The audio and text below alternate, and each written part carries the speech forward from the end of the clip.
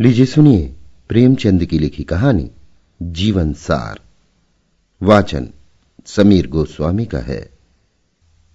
मित्रों, कहानी का सिलसिला शुरू करने के पहले मैं आपको बता दूं कि आप सभी के निरंतर अनुरोध पर हम अपने चैनल पर शीघ्र लेकर आ रहे हैं प्रेमचंद के अलावा अन्य लेखकों की लिखी कहानियों का वाचन। इस कारण से हम अपने चैनल का नाम शीघ्र बदलकर करने जा रहे हैं कहानीसुनो.com। यह नाम सामान्यतः आपकी डिवाइस पर स्वतः ही बदल जाएगा, लेकिन यदि किसी कारणवश भविष्य में आपको हमारी कहानी मिलना बंद हो जाए तो कहानीसुनो.com को सर्च करके सब्सक्राइब कर लें। याद रखिए, हमारे नए चैनल का नाम कहानीसुनो.com। तो सिलसिला शुरू करते हैं प्रेमचंद की लिखी कहानी जीवन सार का, मेरी यानी समीर गोस्वामी की आवाज में। मेरा जीवन सपाट समतल मैदान है जिसमें कहीं कहीं गड्ढे तो हैं, पर टीलों, पर्वतों, घने जंगलों, गहरी घाटियों और खंडहरों का स्थान नहीं है। जो सज्जन पहाड़ों की सैर के शौकीन हैं, उन्हें तो यहां निराशा ही होगी। मेरा जन्म संवत 1967 में हुआ। पिता डाकखाने में क्लर्क थे, माता मरीज, एक बड़ी बहन भी थी। उस समय पिताजी शायद 20 रुपए पाते थे। 40 रुपए तक पहुंचते पहुंचते उनकी मृत्यु हो गई। यों वो बड़े ही विचारशील, जीवन पथ पर आंखें खोलकर चलने वाले आदमी थे, लेकिन आखिरी दिनों में एक ठोकर खा ही गए और खुद तो गिरे ही, उसी धक्के में मुझे भी गिरा दिया।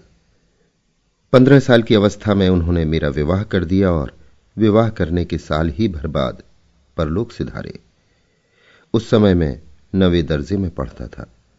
घर में मेरी स्त्री थी, वे माता थी, उनके 2 बालक थे और आमदनी 1 पैसे की नहीं। घर में जो कुछ लेई पूंजी थी वो पिताजी की 6 महीने की बीमारी और क्रियाकर्म में खर्च हो चुकी थी, और मुझे अरमान था वकील बनने का और एमए पास करने का। नौकरी उस जमाने में भी इतनी ही दुष्प्राय थी जितनी अब है। दौड़ धूप करके शायद 10-12 की कोई जगह पा जाता, पर यहां तो आगे पढ़ने की धुन थी। पांव में लोहे की नहीं, अष्टधातु की बेड़ियां थी और मैं चढ़ना चाहता था पहाड़ पर।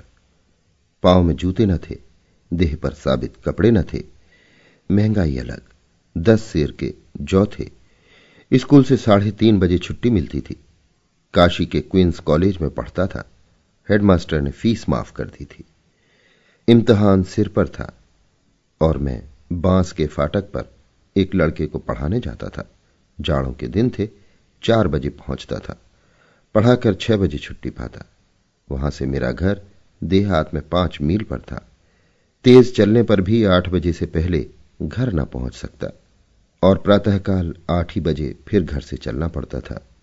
कभी वक्त पर स्कूल न पहुंचता।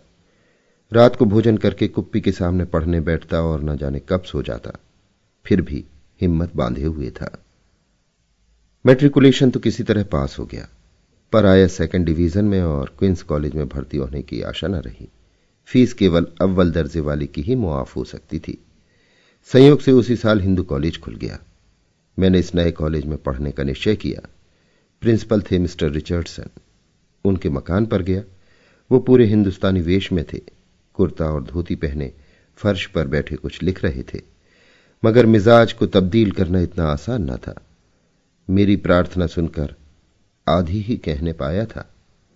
बोले कि घर में कॉलेज की बातचीत नहीं करता, कॉलेज में आओ। खैर, कॉलेज में गया। मुलाकात हुई, पर निराशाजनक। फीस मुआफ न हो सकती थी। अब क्या करूं? अगर प्रतिष्ठित सिफारिशें ला सकता तो शायद मेरी प्रार्थना पर कुछ विचार होता, लेकिन देहाती युवक को शहर में जानता ही कौन था। रोज घर से चलता कि कहीं से सिफारिश लाऊं, पर 12 मील की मंजिल मारकर शाम को घर लौटाता। किससे कहूं? कोई अपना 75 न था। कई दिनों के बाद एक सिफारिश मिली। एक ठाकुर इंद्र नारायण सिंह हिंदू कॉलेज की प्रबंधकारिणी सभा में थे। उनसे जाकर रोया। उन्हें मुझ पर दया आ गई। सिफारिशी चिट्ठी दे दी। उस समय मेरे आनंद की सीमा न रही। खुश होता हुआ घर आया। दूसरे दिन प्रिंसिपल से मिलने का इरादा था, लेकिन घर पहुंचते ही मुझे ज्वर आ गया और 2 सप्ताह से पहले न हिला। नीम का काढ़ा पीते पीते नाक में दम आ गया। एक दिन द्वार पर बैठा था कि मेरे पुरोहित जी आ गए। मेरी दशा देखकर समाचार पूछा और तुरंत खेतों में जाकर एक जड़ खोद लाए और उसे धोकर 7 दाने काली मिर्च के साथ पिसवाकर मुझे पिला दिया। उसने जादू सा असर किया। ज्वर चढ़ने में घंटे ही भर की देर थी। इस औषध ने मानो जाकर उसका गला ही दबा दिया। मैंने पंडित जी से बार बार उस जड़ी का नाम पूछा, पर उन्होंने ना बताया। कहा, नाम बता देने से उसका असर जाता रहेगा। 1 महीने बाद मैं फिर मिस्टर रिचर्डसन से मिला और सिफारशी चिट्ठी दिखाई। प्रिंसिपल ने मेरी तरफ तीव्र नेत्रों से देखकर पूछा, इतने दिनों कहां थे? बीमार हो गया था। क्या बीमारी थी? मैं इस प्रश्न के लिए तैयार न था। अगर ज्वर बताता हूं तो शायद साहब मुझे झूठा समझे। ज्वर मेरी समझ में हल्की सी चीज थी, जिसके लिए इतनी लंबी गैरहाजिरी अनावश्यक थी। कोई ऐसी बीमारी बतानी चाहिए जो अपनी कष्ट साध्यता के कारण दया को भी उभारे। उस वक्त मुझे और किसी बीमारी का नाम याद न आया। ठाकुर इंद्र नारायण सिंह से जब मैं सिफारिश के लिए मिला था तो उन्होंने अपने दिल की धड़कन की बीमारी की चर्चा की थी। वो शब्द मुझे याद आ गया। मैंने कहा, पेल्पिटेशन ऑफ हार्ट सर। साहब ने विस्मित होकर मेरी ओर देखा और कहा, अब तुम बिल्कुल अच्छे हो? जी हां। अच्छा, प्रवेश पत्र भरकर लाओ। मैंने समझा बेड़ा पार हुआ। फॉर्म लिया, खाना पूरी की और पेश कर दिया। साहब उस समय कोई क्लास ले रहे थे। 3 बजे मुझे फॉर्म वापस मिला। उस पर लिखा था इसकी योग्यता की जांच की जाए। ये नई समस्या उपस्थित हुई। मेरा दिल बैठ गया। अंग्रेजी के सिवा और किसी विषय में पास होने की मुझे आशा न थी और बीजगणित और रेखा गणित से तो रूह कांपती थी। जो कुछ याद था वो भी भूल भाल गया था, लेकिन दूसरा उपाय ही क्या था। भाग्य का भरोसा करके क्लास में गया और अपना फॉर्म दिखाया। प्रोफेसर साहब बंगाली थे, अंग्रेजी पढ़ा रहे थे। वॉशिंगटन इरविंग का रिपीवान विंकिल था। मैं पीछे की कतार में जाकर बैठ गया और 2 ही 4 मिनट में मुझे ज्ञात हो गया कि प्रोफेसर साहब अपने विषय के ज्ञाता हैं। घंटा समाप्त होने पर उन्होंने आज के पाठ पर मुझसे कई प्रश्न किए और फॉर्म पर संतोषजनक लिख दिया। दूसरा घंटा बीजगणित का था। इसके प्रोफेसर भी बंगाली थे। मैंने अपना फॉर्म दिखाया। नई संस्थाओं में प्रायः वही छात्र आते हैं जिन्हें कहीं जगह नहीं मिलती। यहां भी यही हाल था। क्लासों में अयोग्य छात्र भरे हुए थे। पहले रेले में जो आया वो भर्ती हो गया। भूख में साग पात सभी रुचिकर होता है। अब पेट भर गया था। छात्र चुन चुन कर लिए जाते थे। इन प्रोफेसर साहब ने गणित में मेरी परीक्षा ली और मैं फेल हो गया। फॉर्म पर गणित के खाने में संतोषजनक लिख दिया। मैं इतना हताश हुआ कि फॉर्म लेकर फिर प्रिंसिपल के पास न गया, सीधा घर चला गया। गणित मेरे लिए गौरी शंकर की चोटी थी, कभी उस पर न चढ़ सका। इंटरमीडिएट में 2 बार गणित में फेल हुआ और निराश होकर इम्तिहान देना छोड़ दिया। 10-12 साल के बाद जब गणित की परीक्षा में अख्तियारी हो गई, तब मैंने दूसरे विषय लेकर उसे आसानी से पास कर लिया। उस समय तक यूनिवर्सिटी के इस नियम ने कितने युवकों की आकांक्षाओं का खून किया, कौन कह सकता है। खैर, मैं निराश होकर घर तो लौट आया, लेकिन पढ़ने की लालसा अभी तक बनी हुई थी। घर बैठकर क्या करता? किसी तरह गणित को सुधारूं और कॉलेज में भर्ती हो जाऊं, यही धुन थी। इसके लिए शहर में रहना जरूरी था। संयोग से एक वकील साहब के लड़कों को पढ़ाने का काम मिल गया। 5 रुपए वेतन ठहरा। मैंने 2 रुपए में अपना गुजर करके 3 रुपए घर पर देने का निश्चय किया। वकील साहब के अस्तबल के ऊपर एक छोटी सी कच्ची कोठरी थी, उसी में रहने की आज्ञा ले ली। एक टाट का टुकड़ा बिछा लिया। बाजार से एक छोटा सा लैंप लाया और शहर में रहने लगा। घर से कुछ बर्तन भी लाया। एक वक्त खिचड़ी पका लेता और बर्तन धो मांज कर लाइब्रेरी चला जाता। गणित तो बहाना था, उपन्यास आदि पढ़ा करता। पंडित रतननाथ दर का फसाना ए आजाद उन्हीं दिनों पढ़ा। चंद्रकांता संतति भी पढ़ी। बंकिम बाबू के उर्दू अनुवाद जितने पुस्तकालय में मिले सब पढ़ डाले। जिन वकील साहब के लड़कों को पढ़ाता था, उनके साले मेरे साथ मैट्रिकुलेशन में पढ़ते थे। उनकी सिफारिश से मुझे ये पद मिला था। उनसे दोस्ती थी, इसलिए जब जरूरत होती पैसे उधार ले लिया करता था। वेतन मिलने पर हिसाब हो जाता था। कभी 2 रुपए हाथ आते, कभी 3। जिस दिन वेतन के 2-3 रुपए मिलते, मेरा संयम हाथ से निकल जाता। प्यासी तृष्णा हलवाई की दुकान की ओर खींच ले जाती। 2-3 आने पैसे खाकर ही उठता। उसी दिन घर जाता और 2-2.5 रुपए दे आता। दूसरे दिन से फिर उधार लेना शुरू कर देता, लेकिन कभी कभी उधार मांगने में भी संकोच होता और दिन का दिन निराहार व्रत रखना पड़ जाता। इस तरह 4-5 महीने बीते। इस बीच एक बजाज से 2-2.5 रुपए के कपड़े लिए थे। रोज उधर से निकलता था। उसे मुझ पर विश्वास हो गया था। जब महीने 2 महीने निकल गए और मैं रुपए न चुका सका तो मैंने उधर से निकलना ही छोड़ दिया। चक्कर देकर निकल जाता। 3 साल के बाद उसके रुपए अदा कर सका। उसी जमाने में शहर का एक बेलदार मुझसे हिंदी पढ़ने आया करता था। वकील साहब के पिछवाड़े उसका मकान था। जान लो भैया उसका सखुन तकिया था। हम लोग उसे जान लो भैया ही कहा करते थे। एक बार मैंने उससे भी 8 आने पैसे उधार लिए थे। वो पैसे उसने मुझसे मेरे घर गांव में जाकर 5 साल बाद वसूल किए। मेरी अब भी पढ़ने की इच्छा थी, लेकिन दिन दिन निराश होता जाता था। जी चाहता था कहीं नौकरी कर लूं, पर नौकरी कैसे मिलती है और कहां मिलती है ये न जानता था। जाड़ों के दिन थे, पास एक कौड़ी न थी। 2 दिन 1-1 पैसे का चबेना खाकर काटे थे।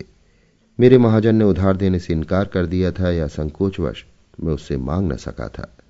चिराग जल उठे थे। मैं एक बुक सेलर की दुकान पर एक किताब बेचने गया था।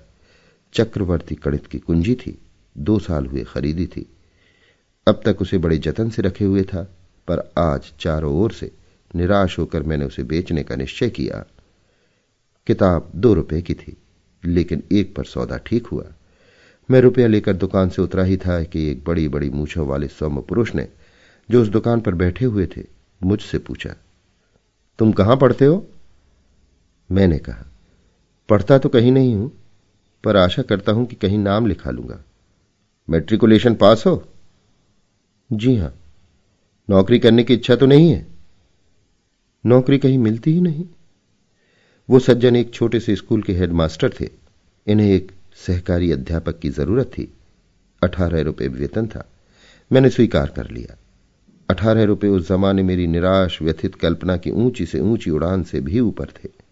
मैं दूसरे दिन हेडमास्टर साहब से मिलने का वादा करके चला तो पांव जमीन पर न पड़ते थे। ये सन 1899 की बात है। परिस्थितियों का सामना करने को तैयार था और गणित में अटक न जाता तो अवश्य आगे जाता। पर सबसे कठिन परिस्थिति यूनिवर्सिटी की मनोविज्ञान शून्यता थी, जो उस समय और उसके कई साल बाद तक उस डाकू सा व्यवहार करती थी जो छोटे बड़े सभी को एक ही खाट पर सुलाता है। मैंने पहले पहल 1907 में गल्पें लिखनी शुरू की। डॉक्टर रविंद्रनाथ की कई गल्पें मैंने अंग्रेजी में पढ़ी थी और उनका उर्दू अनुवाद उर्दू पत्रिकाओं में छपवाया था। उपन्यास तो मैंने 1901 ही से लिखना शुरू किया। मेरा एक उपन्यास 1902 में निकला और दूसरा 1904 में, लेकिन गल्प 1907 से पहले मैंने एक भी न लिखी। मेरी पहली कहानी का नाम था संसार का सबसे अनमोल रत्न। वो 1907 में जमाना में छपी। उसके बाद मैंने 4-5 कहानियां लिखी। 5 कहानियों का संग्रह सोजे वतन के नाम से 1909 में छपा। उस समय बंग भंग का आंदोलन हो रहा था। कांग्रेस में गर्म दल की सृष्टि हो चुकी थी। इन 5 कहानियों में स्वदेश प्रेम की महिमा गाई गई थी। उस वक्त मैं शिक्षा विभाग में सब डिप्टी इंस्पेक्टर था और हमीरपुर जिले में तैनात था। पुस्तक को छपे 6 महीने हो चुके थे। एक दिन मैं रात को अपनी रावटी में बैठा हुआ था कि मेरे नाम जिलाधीश का परवाना पहुंचा कि मुझसे तुरंत मिलो। जाड़ों के दिन थे, साहब दौरे पर थे। मैंने बैलगाड़ी जुटवाई और रातों रात 30-40 मील तय करके दूसरे दिन साहब से मिला। साहब के सामने सोजे वतन की एक प्रति रखी हुई थी। मेरा माथा ठनका। उस वक्त मैं नवाब राय के नाम से लिखा करता था। मुझे इसका कुछ कुछ पता मिल चुका था कि खुफिया पुलिस इस किताब के लेखक की खोज में है। समझ गया। उन लोगों ने मुझे खोज निकाला और इसी की जवाबदेही करने के लिए मुझे बुलाया गया है। साहब ने मुझसे पूछा, ये पुस्तक तुमने लिखी है? मैंने स्वीकार किया। साहब ने मुझसे एक एक कहानी का आशय पूछा और अंत में बिगड़कर बोले, तुम्हारी कहानियों में सिडिशन भरा हुआ है। अपने भाग्य को बखानो कि अंग्रेजी अमलदारी में हो। मुगलों का राज्य होता तो तुम्हारे दोनों हाथ काट लिए जाते। तुम्हारी कहानियां एकांगी हैं। तुमने अंग्रेजी सरकार की तौहीन की है आदि। फैसला यह हुआ कि मैं सोजे वतन की सारी प्रतियां सरकार के हवाले कर दूं और साहब की अनुमति के बिना कुछ भी ना लिखूं। मैंने समझा चलो सस्ता छूटे। 1000 प्रतियां छपी थी, अभी मुश्किल से 300 बिकी थी। 700 प्रतियां मैंने जमाना कार्यालय से मंगवाकर साहब की सेवा में अर्पण कर दी। मैंने समझा था बला टल गई, किंतु अधिकारियों को इतनी आसानी से संतोष न हो सका। मुझे बात को मालूम हुआ कि साहब ने इस विषय में जिले के अन्य कर्मचारियों से परामर्श किया। सुपरिंटेंडेंट पुलिस, 2 डिप्टी कलेक्टर और डिप्टी इंस्पेक्टर, जिनका मैं मातहत था, मेरी तकदीर का फैसला करने बैठे। एक डिप्टी कलेक्टर साहब ने गल्पों से उद्धरण निकालकर सिद्ध किया कि इनमें आदि से अंत तक सिडिशन के सिवा और कुछ नहीं है, और सिडिशन भी साधारण नहीं बल्कि संक्रामक। पुलिस के देवता ने कहा, ऐसे खतरनाक आदमी को जरूर सख्त सजा देनी चाहिए। डिप्टी इंस्पेक्टर साहब मुझसे बहुत स्नेह करते थे। इस भय से कि कहीं मामला तूल न पकड़ ले, उन्होंने ये प्रस्ताव किया कि वे मित्र भाव से मेरे राजनीतिक विचारों की थाह लें और उस कमेटी में रिपोर्ट पेश करें। उनका विचार था कि मुझे समझा दें और रिपोर्ट में लिख दें कि लेखक केवल कलम का उग्र है और राजनीतिक आंदोलन से उसका कोई संबंध नहीं है। कमेटी ने उनके प्रस्ताव को स्वीकार किया। हालांकि पुलिस के देवता उस वक्त भी पैंतरे बदलते रहे। सहसा कलेक्टर साहब ने डिप्टी इंस्पेक्टर से पूछा, आपको आशा है कि वो आपसे अपने दिल की बातें कह देगा? आप मित्र बनकर उसका भेद लेना चाहते हैं, ये तो मुखबिरी है। मैं इसे कमीनापन समझता हूं। डिप्टी साहब अप्रतिभ होकर हकलाते हुए बोले, मैं तो हुजूर के हुक्म। साहब ने बात काटी, नहीं, ये मेरा हुक्म नहीं है। मैं ऐसा हुक्म नहीं देना चाहता। अगर पुस्तक के लेखक का सिडिशन साबित हो सके तो खुली अदालत में मुकदमा चलाइए, नहीं धमकी देकर छोड़ दीजिए। भूमेराम बगल में छुरी मुझे पसंद नहीं। जब ये वृतांत डिप्टी इंस्पेक्टर साहब ने कई दिन पीछे खुद मुझसे कहा तो मैंने पूछा, क्या आप सचमुच मेरी मुखबिरी करते? वो हंसकर बोले, असंभव, कोई लाख रुपए भी देता तो ना करता। मैं तो केवल अदालती कार्रवाई रोकना चाहता था। और वो रुक गई। मुकदमा अदालत में आता तो सजा हो जाना यकीनी था। यहां आपकी पैरवी करने वाला भी कोई ना मिलता, मगर साहब हैं शरीफ आदमी। मैंने स्वीकार किया, बहुत ही शरीफ। मैं हमीरपुर ही में था कि मुझे पेचिश की शिकायत पैदा हो गई। गर्मी के दिनों में देहातों में कोई हरी तरकारी मिलती न थी। एक बार कई दिन तक लगातार सूखी घुइयां खानी पड़ी। यूं मैं घुइयों को बिच्छू समझता हूं और तब भी समझता था, लेकिन न जाने क्यों कर यह धारणा मन में हो गई कि अजवाइन से घुइयों का बादीपन जाता रहता है। खूब अजवाइन खा लिया करता। 10-12 दिन तक किसी तरह का कष्ट न हुआ। मैंने समझा शायद बुंदेलखंड की पहाड़ी जलवायु ने मेरी दुर्बल पाचन शक्ति को तीव्र कर दिया। लेकिन एक दिन पेट में दर्द हुआ और सारे दिन में मछली की भांति तड़पता रहा। फंकियां लगाई मगर दर्द न कम हुआ। दूसरे दिन से पेचिश हो गई। मल के साथ आंव आने लगा, लेकिन दर्द जाता रहा। 1 महीना बीत चुका था। मैं एक कस्बे में पहुंचा तो वहां के थानेदार साहब ने मुझसे थाने में ही ठहरने और भोजन करने का आग्रह किया। कई दिन से मूंग की दाल खाते और पत्थ करते करते ऊब उठा था। सोचा क्या हरज है, आज यहीं ठहरो, भोजन तो स्वादिष्ट मिलेगा। थाने ही में अड्डा जमा दिया। दरोगा जी ने जमी कंद का सालन पकवाया, पकौड़ियां, दही बड़े, पुलाव। मैंने एहतियात से खाया। जमी कंद तो मैंने केवल 2 फांके खाई, लेकिन खा पीकर जब थाने के सामने दरोगा जी के फूस के बंगले पर लेटा तो 2-2.5 घंटे के बाद पेट में फिर दर्द होने लगा। सारी रात और अगले दिन भर कराहता रहा। सोडे की 2 बोतलें पीने के बाद कै हुई तो जाकर चैन मिला। मुझे विश्वास हो गया ये जमी कंद की कारस्तानी है। घुइयां से पहले मेरी कुट्टी हो चुकी थी, अब जमी कंद से भी बैर हो गया। तब से इन दोनों चीजों की सूरत देखकर मैं कांप जाता हूं। दर्द तो फिर जाता रहा, लेकिन पेचिश ने अड्डा जमा दिया। पेट में 24 घंटे तनाव बना रहता, अफरा हुआ करता। संयम के साथ 4-5 मील टहलने जाता, व्यायाम करता, पत्थ से भोजन करता, कोई न कोई औषधि भी खाया करता, किंतु पेचिश टलने का नाम न लेती थी और देह भी खुलती जाती थी। कई बार कानपुर आकर दवा कराई। एक बार महीने भर प्रयाग में डॉक्टरी और आयुर्वेदिक औषधियों का सेवन किया, पर कोई फायदा नहीं। तब मैंने तबादला कराया।